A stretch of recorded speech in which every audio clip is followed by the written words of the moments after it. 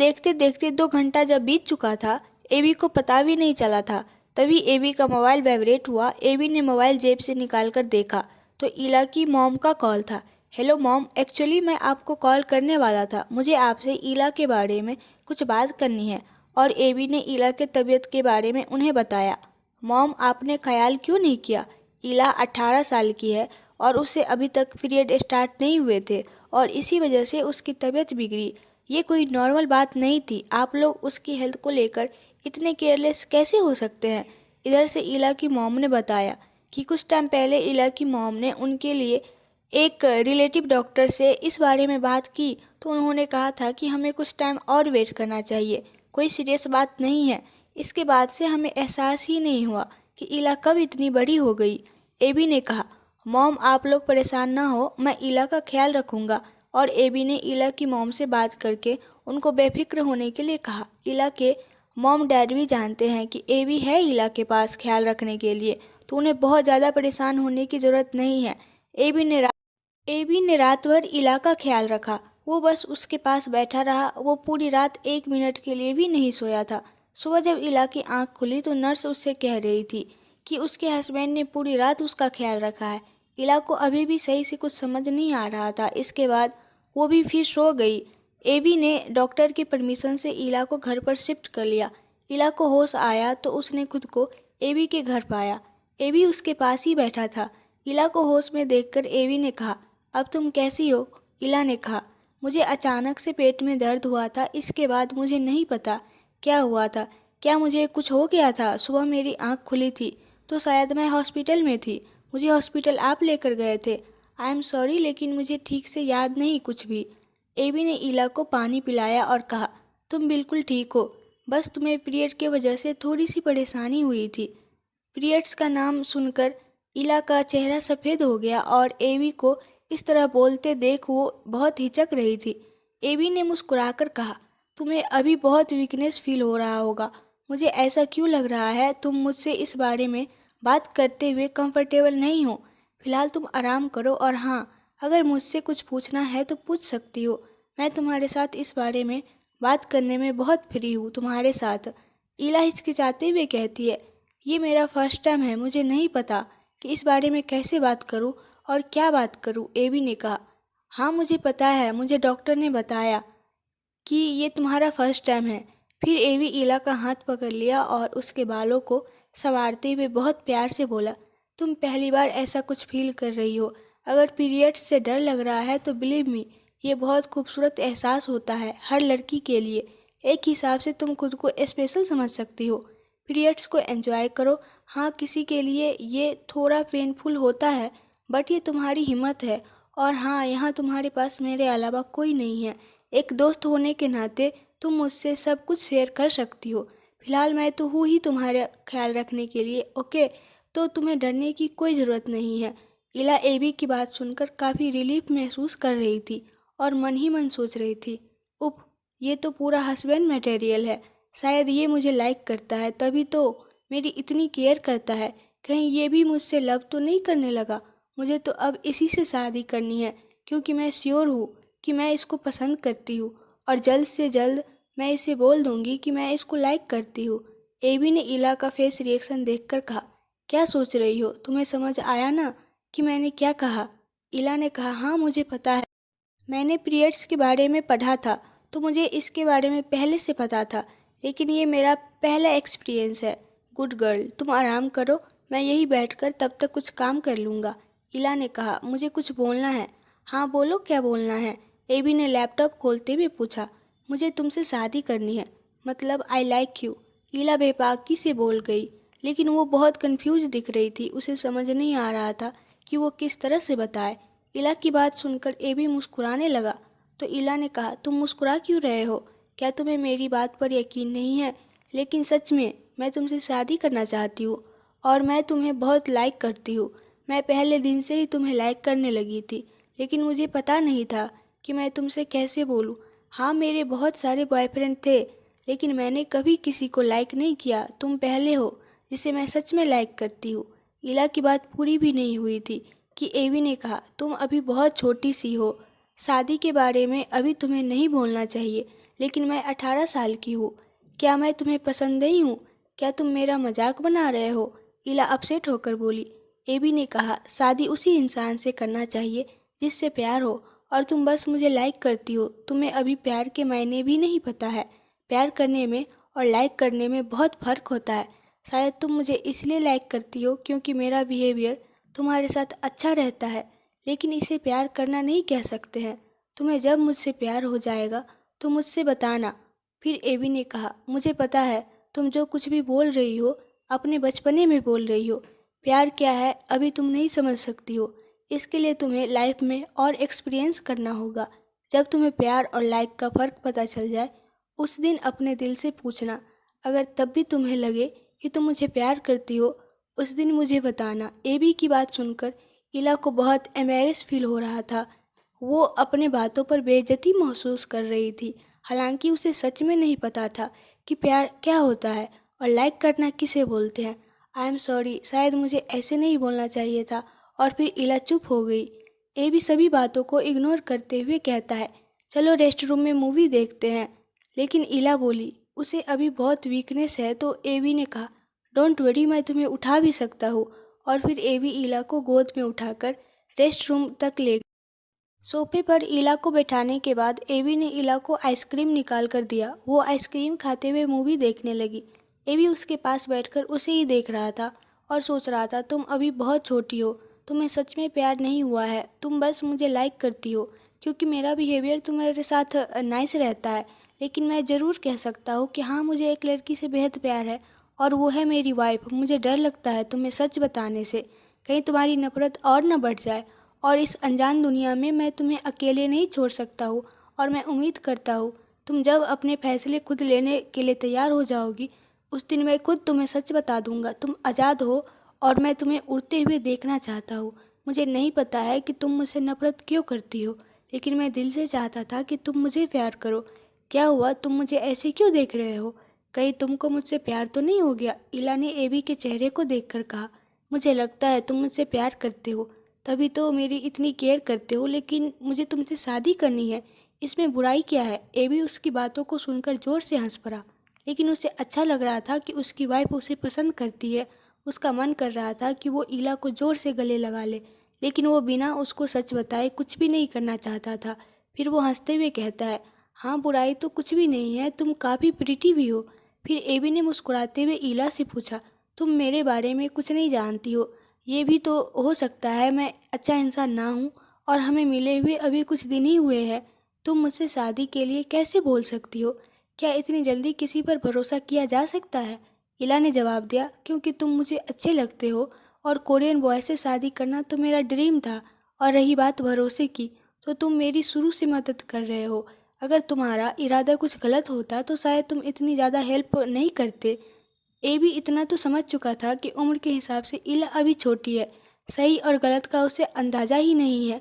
प्यार क्या होता है, शादी के क्या मायने हैं, इला इन सब पहलुओं से अनजान है। वो ऐसे बोल रही है क्योंकि वो मुझे बस लाइक करती है। क्या हुआ, बोलो, क्या तुम मुझसे शादी करोगे? मुझे डैड को भी जवाब देना है कि मेरी पसंद उनकी पसंद से ज़्यादा बेहतर है। इला का जवाब देते हुए एवी ने कहा, डैड की पसंद का क्या मतलब? क्या उन्होंने किसी को तुम्हारे लिए पसंद किया है? इला हिचकिचा गई क्योंकि वो किसी को नहीं बताना चाहती थी कि उसकी शादी तो बचपन में ही हो गई थी। तो उसने कहा, हाँ, डैड किसी जर्मन बॉय को देख रहे थे मेरे लिए, लेकिन मैं नहीं करना चाहती हूँ। मैं बस अपनी पसंद से शादी करना चाहती हूँ। ओह, तो ये बात है। एबी फिर चुप हो गया तो इला ने पूछा, क्या मैं आपको पसंद नहीं हूँ? तो आपको कैसी लड़की पसंद है? एबी ने मुस्कुराते हुए कहा, मुझे वो लड़की पसंद है जो मुझसे 7 साल छोटी हो। वो तो मैं भी हूँ। क्या तुम मुझसे शादी करोगे? एबी ने इला को मेडिसिन दिया और कहा, इला, मैं नहीं कर सकता हूँ शादी, क्योंकि मैं शादीशुदा हूँ। मेरी शादी हो चुकी है, मेरी वाइफ भी है। वो बात अलग है कि हम साथ नहीं रहते हैं। मेरे शादी को हुए काफ़ी टाइम हो गया है। ऐसा नहीं है कि मुझे तुम पसंद नहीं हो, लेकिन ये भी सच है कि मैं शादीशुदा इंसान हूँ। एबी इला से छिपाना नहीं चाहता था। वो जानना चाहता था कि इला भी उसे अपना सच बताएगी या नहीं। आखिर इला उससे इतनी नफरत क्यों करती है? क्या वो इतना बुरा है इला की नज़रों में, जो इला उसका नाम भी नहीं लेना चाहती है? एबी की बात सुनकर इला के होश उड़ गए। उसे यकीन ही नहीं हो रहा था कि वो शादीशुदा है। मैं जानता हूँ तुम्हें हैरानी हुई होगी, लेकिन मैं तुमसे सच छिपाना ही नहीं चाहता था। उम्मीद है तुम मुझे झूठा नहीं समझोगी। आपने कहा आप शादीशुदा है। एबी ने जवाब दिया, हाँ मेरी शादी हो चुकी है। तो आपकी वाइफ कहाँ है? वो आपके साथ क्यों नहीं रहती है? एबी ने जवाब देते हुए कहा, जिंदगी के कुछ पहलू बहुत अनसुलझे होते हैं। बेहतर होगा अगर हम उन पहलुओं को अनसुलझा ही रहने दें। हाँ लेकिन ये सच है कि हम कभी साथ नहीं रहे हैं। मुझे तो ये भी नहीं पता फ्यूचर में हम साथ रहेंगे भी या नहीं। इला को एबी के लिए बहुत बुरा लग रहा था। एक 25 साल का लड़का जो बहुत खूबसूरत और गुड पर्सन है, लेकिन शायद उसकी किस्मत उतनी अच्छी नहीं है। इला बस यही सोच रही थी कि वो सीधा सा लड़का अपनी ज़िंदगी में कितना उदास है। वाकई में जैसा लोग दिखते हैं या जैसा वो बर्ताव करते हैं, उनकी असल ज़िंदगी कितनी डिफरेंट होती है। इला को लगता था दुनिया में एक वो ही है जिसकी शादी किसी नफरती हादसे से कम नहीं है। लेकिन आज एबी की बातों से वो समझ गई कि बहुत से ऐसे लोग हैं जिनकी शादीशुदा ज़िंदगी बहुत अच्छी नहीं है। अगर वो फ्यूचर में तुम्हारे साथ नहीं रही तो क्या तुम मुझसे शादी कर लोगे? एबी ने जवाब दिया, मेरे लिए अभी कुछ भी कहना बहुत मुश्किल है, क्योंकि मैं लाइफ के बहुत ही डिफ़िकल्ट मोड़ पर हूँ। मुझे अच्छा लगा कि तुमने कुछ छिपाया नहीं, लेकिन मैं जानना ज़रूर चाहती हूँ कि तुम्हारी शादीशुदा ज़िंदगी में क्या प्रॉब्लम है। आखिर क्यों तुम्हारी वाइफ तुम्हारे साथ नहीं रहती है? हाँ लेकिन अगर तुम अभी बताने में कंफर्ट नहीं हो तो फिर कभी इस बारे में बात करते हैं। जब भी तुम मुझे बताना चाहो तो मैं ज़रूर सुनना चाहूँगी। इला सोफे पर लेटी हुई थी और कुछ देर बाद वो सो गई, लेकिन एबी की आंखों से नींद कोसों दूर थी। वो अपने सामने उस छोटी सी लड़की को देखकर बस यही सोच रहा था, काश उसका प्यार एक तरफा नहीं होता। कितना अच्छा होता अगर इला उससे इतनी नफरत ना करती। आई नो चाइल्ड मैरिज एक क्राइम है, लेकिन उस वक्त मैं भी बच्चा ही था।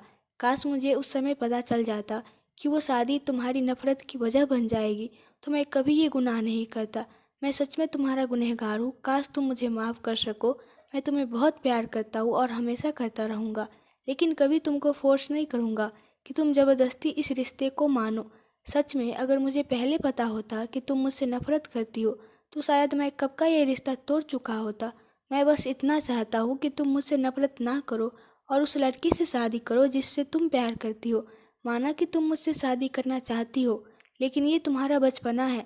जिस दिन जान जाओगी कि मैं ही एल्बर्ट हूँ तुम्हारा हस्बैंड, तो शायद तुम्हारी नफरत और बढ़ जाए। लेकिन मैं तुम्हें सच भी नहीं बता सकता हूँ। I am sorry. सुबह सुबह एबी का मोबाइल रिंग हो रहा था, जिसकी आवाज़ से इला की आँख खुल गई, जो अभी भी सोफे पर ही सोई हुई थी, और सामने टेबल पर एबी का मोबाइल रिंग हो रहा था।